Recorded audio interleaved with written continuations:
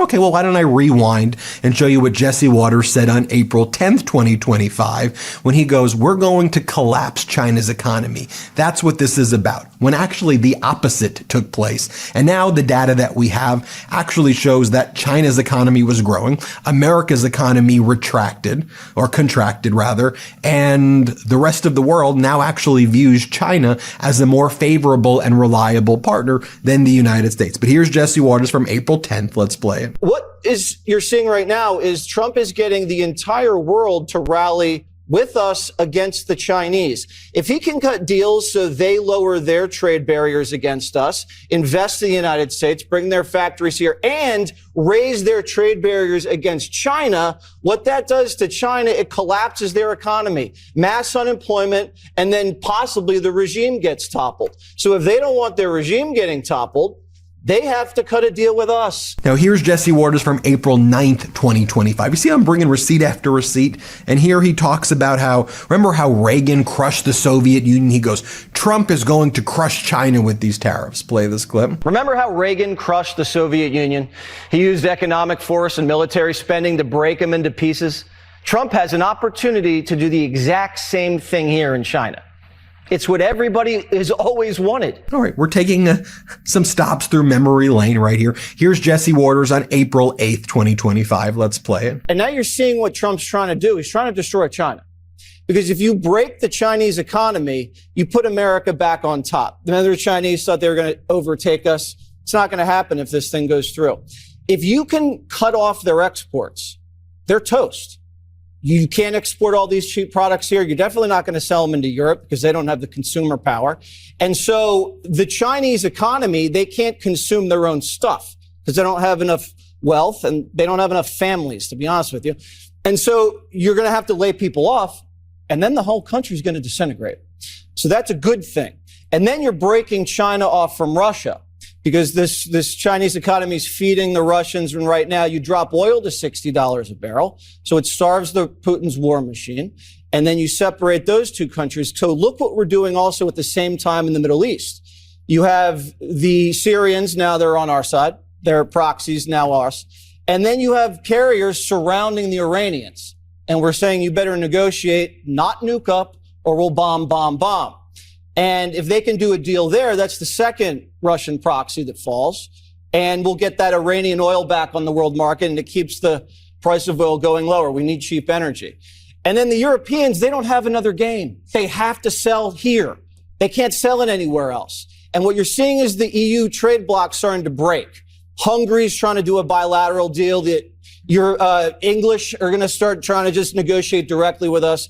And it splits Germany from France, and then you throw in the Greenland thing. Of course. And then you throw in the NATO thing, because right now Pete Hegseth's going, we might bring some troops home. So they're really off kilter.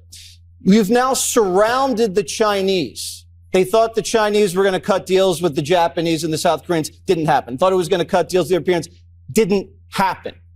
And Trump sent Hegseth down to the Panama Canal. He's saying it's ours.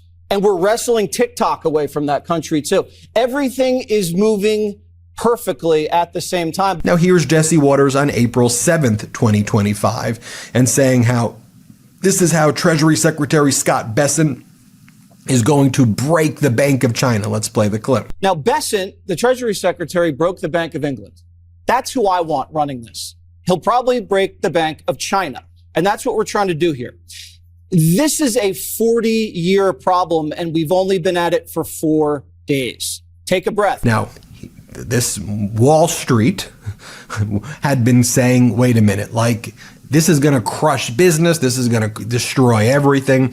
So Fox had on Jamieson Greer, who's Trump's top trade representative, when the Trump regime was saying, no, there's no chance we're withdrawing these tariffs. These tariffs will always stay in place. And Jamieson Greer says, all of these bad projections that we're getting, that's coming from Wall Street, and they don't know what the hell they're doing. And so, no, we're definitely keeping the tariffs in place. This was on Fox. Play this clip. They say it's going to cost the American household $4,800. What do you say to those households? Well, first of all, I would say with respect to those projections, a lot of those are Wall Street analysts who have a lot to lose themselves. In the first term, we put a lot of tariffs on China, and we saw similar predictions. Those ended up being wrong. Inflation went down. I think the economic fundamentals of our country are still very, very good.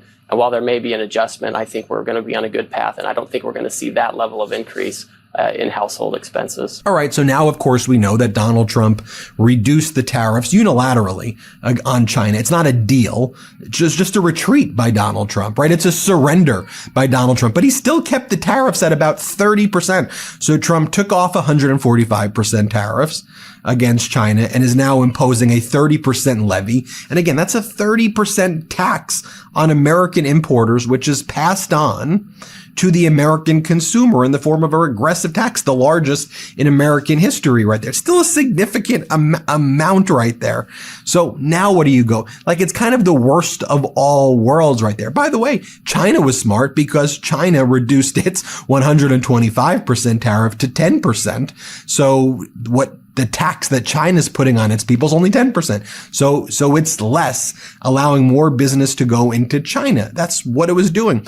But even with all of this data, Fox, where are you going now? Because now what we're seeing is even JP Morgan says, even with what Trump did, by the way, which is a complete surrender, in my opinion, JP Morgan goes, we keep our probability of recession at 60% in the context of the largest tax hike in over 50 years, while investors perceive the risk of stagflation as significant.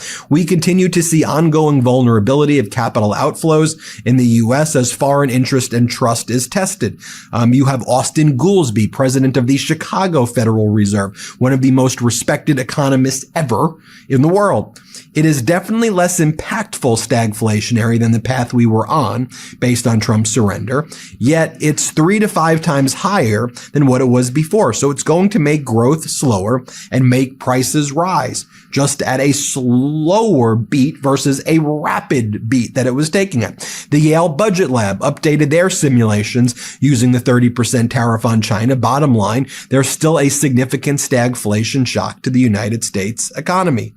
And here you even have the Bank of England talking about the UK-US deal, and they refer to it as quite slender. In other words, phony, weak, pathetic, not a real deal. We'll keep you posted with more, but there it is. You saw Fox. What you going to say now, Fox? Oh, actually, the 145, that was all part of the art of the deal. It was just so smart. No, you just wrecked people's lives, real American people's lives, and people around the world for no reason, only to back down, to show how weak you are, and to show America as not reliable in international trade. That's not good. If you think that's good, well, then Trump's got a $400 million Qatari jet to sell you.